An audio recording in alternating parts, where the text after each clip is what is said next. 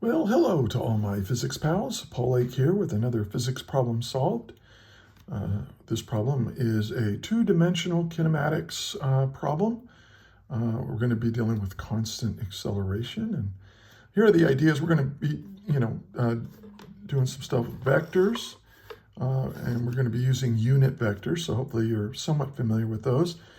We're going to apply this to position, velocity, and acceleration, and particularly acceleration that is constant, which will allow us to use the kinematic equations.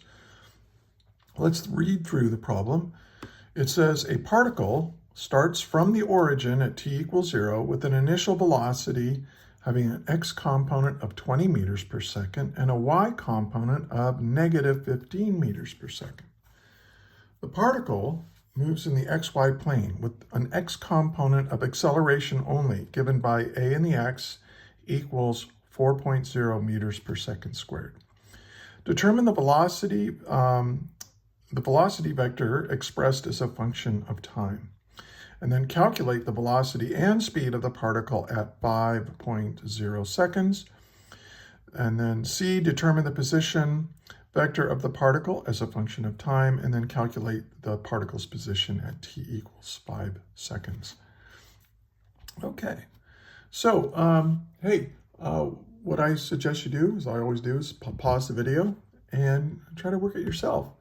And if you get stuck or if you finish and you want to check your work with mine, go ahead and hit play. And during my my solutions, I do teach the problem. So you can skip around if you want, but also you might want to listen, and because I'll give you a lot of pointers and ideas and so on during my explanation. I do talk kind of slow, at least that's what I've been told. If that annoys you, just change it to 1.25 or 1.5 speed, and I'll sound a little bit more normal. I just have always been a slow talker. Let's see what's given.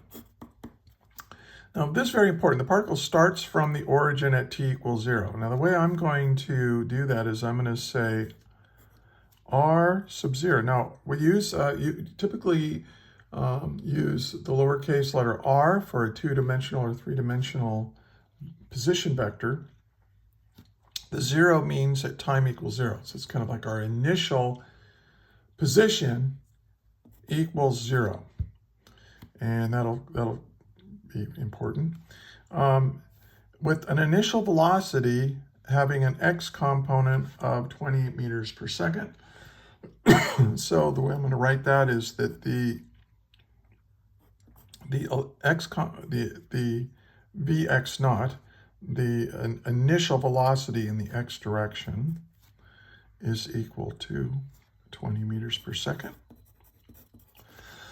And it has a y component, that initial velocity, of negative 15 meters per second. The particle moves in the xy plane with an x component of acceleration only, given by a in the x is equal to 4.0 meters per second squared. And of course, that means that a in the y is 0, right? It doesn't have any acceleration in y. And this is both of these are constant with time. The acceleration's not changing with time. Now, what are we trying to find? Well, we want to determine the velocity vector expressed as a function of time. So for A, I'll say the velocity as a function of time. And then for part B, we want to calculate the velocity and speed of the particle at 5 seconds. So we want the velocity at 5 seconds. See how I noted that? The velocity at 5 seconds. And then we want the speed at 5 seconds. And the way I do speed is I just kind of go the absolute value of the, this is the way we're at the magnitude of that velocity vector. Excuse me. It's a little smoky where I'm at right now. We've got a lot of forest fires and it's making me cough. Determine the position vector of the particle as a function of time. So we want the position as a function of time. And then part D, calculate the particle's position at 5 seconds. So we want the particle's position at t equals 5 seconds. All right, now so let's solve this. See how I set this up? I write down what's given using the variables that we use in kinematics, and then also what we're trying to find in terms of those variables, and that's all you really need to do. Some students copy down the whole problem in their notebooks or their homework, and that just takes up so much time. This will leave you a nice documentation so you can figure out what you did later on. Anyway, let's start with part A. Now, here's the thing. We're dealing with a constant velocity, a constant acceleration problem. And I know this from the kinematic equations. Remember those? V equals V naught plus A times T. That's the first one. But now, before when we were using these kinematic equations, we were just dealing with one-dimensional motion, like along the x-axis or just along the y-axis. But now we're going to do them both. So watch this. We can say that the velocity vector, this is really cool. The velocity vector is equal to V naught x plus AXT, all in the x direction, right? This is this kinematic equation, but now we're just looking at the x direction for the initial velocity and the acceleration. And then we say, and what does this little I hat mean, this unit vector? All it means is this stuff is in the x direction, okay? Now you might say, well, are you already saying that because you have these x subscripts? Yeah, that's very true, but remember, we're going to plug in numbers there. So we want some way of saying, hey, all this stuff is in the x direction, and that's what that unit vector does for us. Plus, and then we'll just write the same thing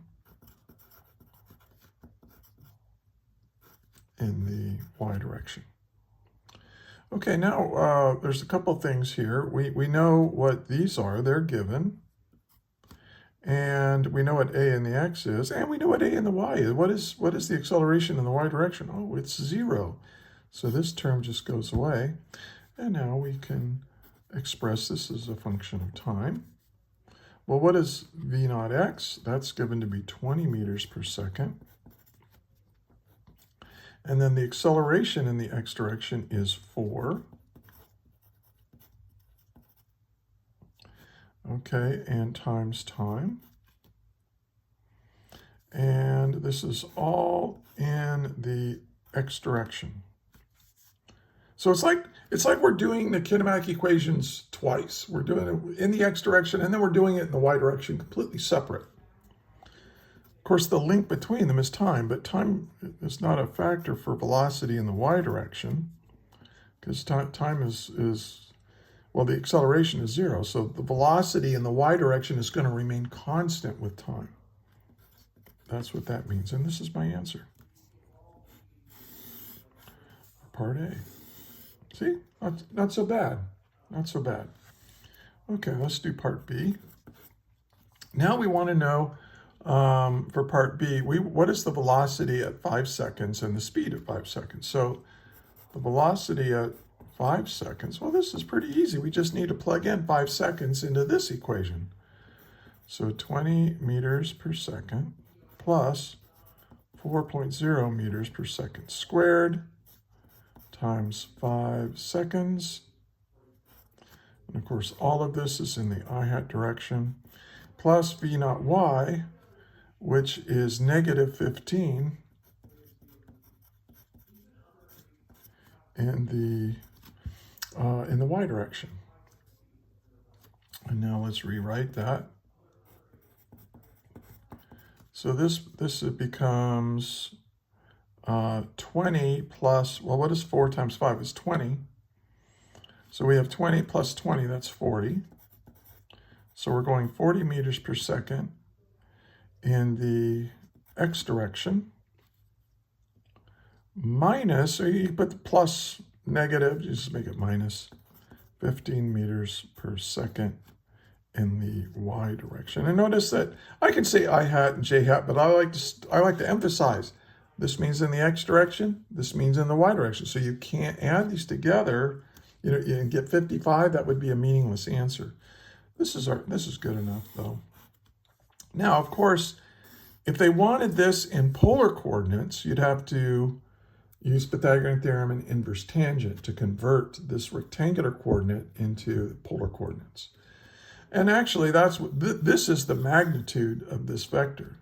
So we'll say the magnitude of 5 seconds, the magnitude of it, see that absolute value? That's what that kind of means is, hey, just what is the magnitude of the vector? Well, it's the x component squared plus the y component squared. You can put the negative in there if you want, but it gets squared, so it ends up being positive, and this is all in meters per second. And so my answer for the speed, the magnitude of velocity vector, the speed at 5 seconds is 40 squared plus 15 squared. Take the square root. And when I did all that, I got 43 meters per second. Now, it didn't ask for the direction, but you can use, inverse tangent of negative 15 over 40. I think it's like negative 21 degrees or something like that, but I'm not going to make you do that in this problem. All right. And hey, do me a favor, if you're finding this to be helpful to you, could you like the video, subscribe if you're a physics student, maybe share it with your friends and share it with your teacher. And I've got a lot of resources available. Check the video description. I've got a lecture for how to do this, and I've got all kinds of lessons and so on, and more problems like this one for you to practice with. So I take problems and I work them out in detail because sometimes teachers don't have time to do a lot of example problems for you. So that's what I'm trying to do here. I'm a retired physics teacher myself. Determine the position vector of the particle as a function of time. So usually, quite often we use this equation. Remember that delta x equals v naught t plus 1/2 a t squared. This is kind of, if you're doing this along the x direction. But now we're going to apply this instead to delta r, because now we're doing this in 2 dimensions. That's v naught times t plus 1/2 a t squared. So it's the same equation, but now we're definitely using these vector hats because this, all 3 of these can be in 2 or 3 dimensions. In this case, just 2 dimensions in this problem. So let's spread this out. This is v naught x times t plus 1/2 ax t squared.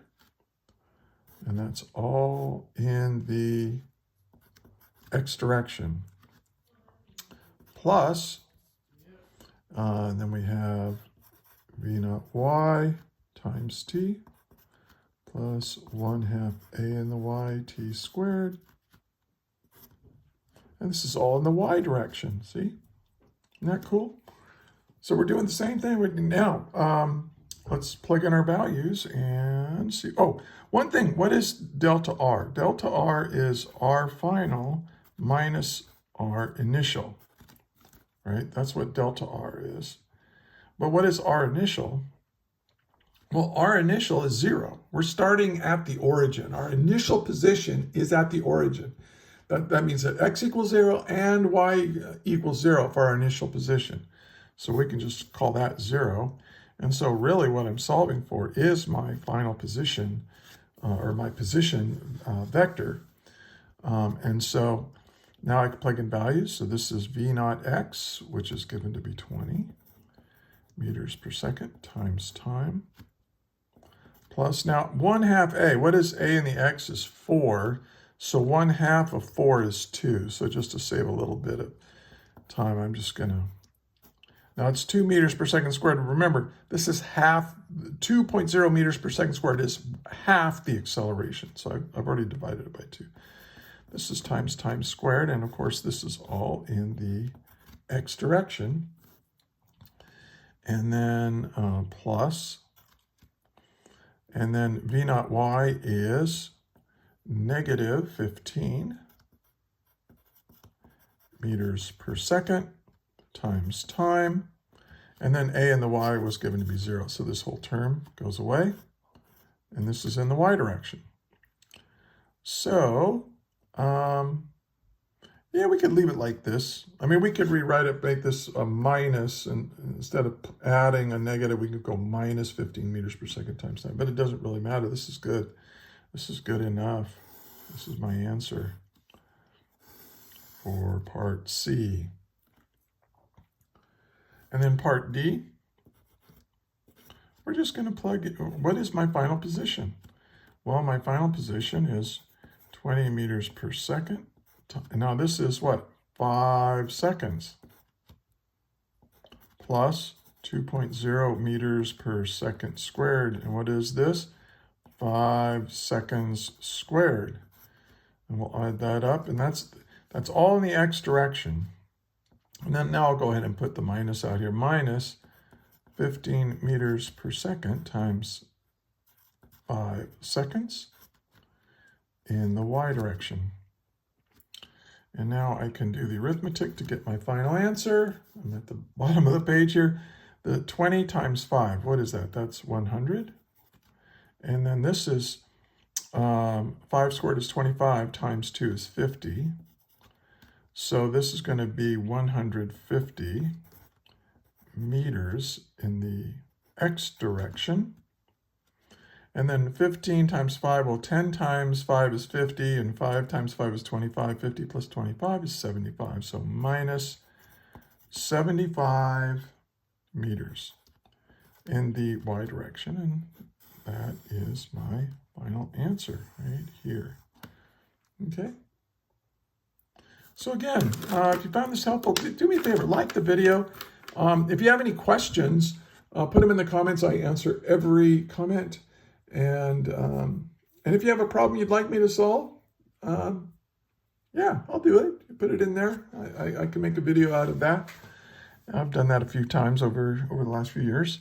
And this makes sense. So just remember, big picture, when you're doing kinematics in 2 or 3 dimensions, it's the same stuff that you did in 1 dimension. It's just that now you're treating the x direction and the y direction, and if we wanted the z direction, or the x, y, and z direction separately, what is the link between them? Time. The motion in the x direction and the motion of the particle in the y direction are happening at the same time. So, so you have to, it becomes a little more tedious because it's just a much bigger problem because you're having to do twice as much work. But hey, I hope this was helpful. If you watched all the way to the end, thank you very much. And until the next video, may the net force be with you always. That is all.